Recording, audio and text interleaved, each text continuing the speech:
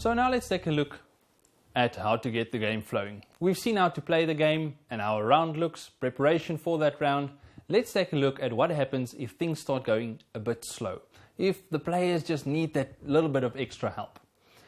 When we start the game, you will note that the game will start very slowly as the players get into the feel of how it works. They might take a while to get into the paperwork depending on their financial literacy or understanding of financial matters or mathematical matters for that sake. Give them a bit of time, just give them a little bit of scope there so that they can just get into the game. But remember, we don't want the game to die down. So rather have them keep playing than sit and understand everything. Better that they learn as the game progresses. If they make a mistake in calculations, when they find it, let them correct it and move on. If they made one by purpose, then obviously that will need to be penalized. But if the player was just had a misunderstanding, correct the mistake and just keep going. Rather than spending a lot of time on the understanding of the game, rather play and learn as the game progresses.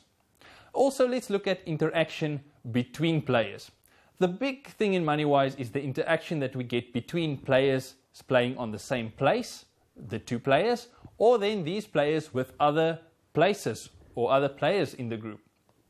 We want them to share information, understand what the others are doing, or just share in general. This livens up the whole atmosphere and the mood of the game.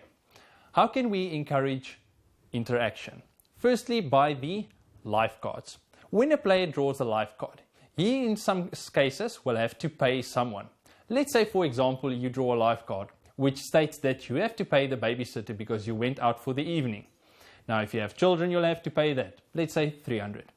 If B, there is a babysitter in the group, they will receive that 300. So also it is important that when players read their life cards, all other players are listening. If you miss out, you miss out. But do encourage the interaction between the players. Players will also ask questions during the course of the game.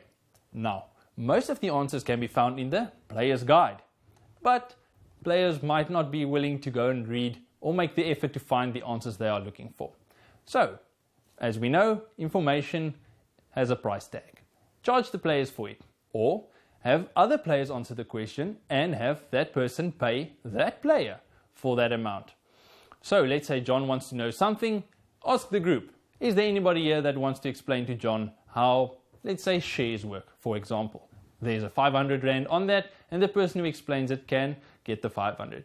If B, there more than one player that explains shares, give them a cut 50-50. Each receives 250 Rand.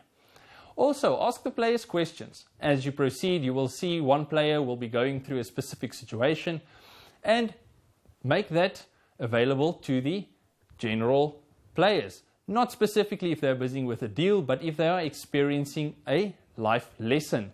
Ask everybody else.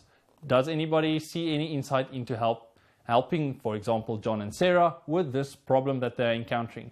It might be a good idea just to ask the players if they are willing to share the information with everybody. Although when general information is available or requested, it can be shared with everyone. Now the players will ask some questions, and some of those questions might be hard questions. What do you do in a situation where a player asks a question and you are not sure of?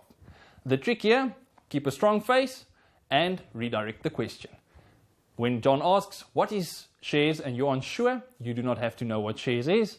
Open it to the group and say, is there anybody here that can explain shares to John? If he answers correctly, have him receive a reward. Well, you might not know if it's correct, but an answer is an answer. If you, for any case, there's nobody in the group that doesn't understand that principle and yourself doesn't understand it as well, make that open that to the group and tell them you're not sure, but you will refer to the banker guide and they can refer to the player guide. It is not necessarily that you know everything, and you will find the needed information will be in the player and banker guide, which you can take from there. Now during the game, you will see that the flow of the game might slow down. So let's take a look at the flow. How can we increase the play? Or in other words, the amount of transactions done, which will be dependent on the amount of money available to the players. In the beginning, players will need a lot of money because they will have high expenses for this and that and the other and not that high incomes. as the game progresses, their income will obviously increase. So how can we help players if we see the game in general slowing down because everybody is just waiting for a salary the next round? Let's take a look at a few things. For example, lifeguards again. Lifeguards are there that during the beginning of the game you will see that an unexpected happening or expense will throw you off track quite a bit. As the game progresses, players will make lots more money and a small thing will not affect them that bad. And in that case, lifeguards just become a bookkeeping run-of-the-mill activity. Rather remove the lifeguards, and generally that is after 2 years or 8 rounds, you will see players earning enough that they will not need to use lifeguards anymore. Explain it to them and remove it from the game. Another example will be cash injections. As the banker, you have the ability to do as you please. So you can tell them, the economy is going well, people. You all get a reward, a bonus, a payout, an increase in rent, or whatever the case may be. And give them each 2,000, 1,000, 5,000, depending on how much money is needed to get the game flowing again. We can also give players rewards for the way they play.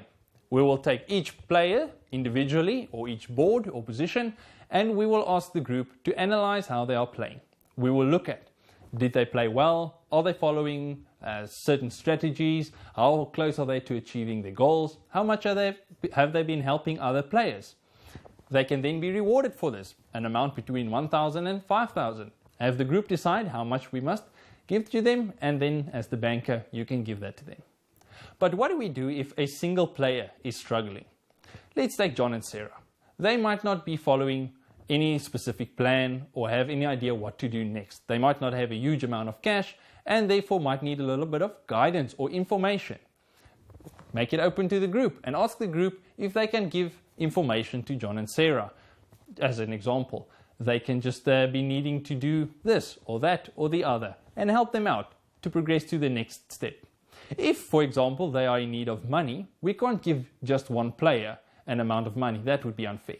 But we could ask the group to give John and Sarah some money. They could loan to them, interest-free, or just on a low interest maybe.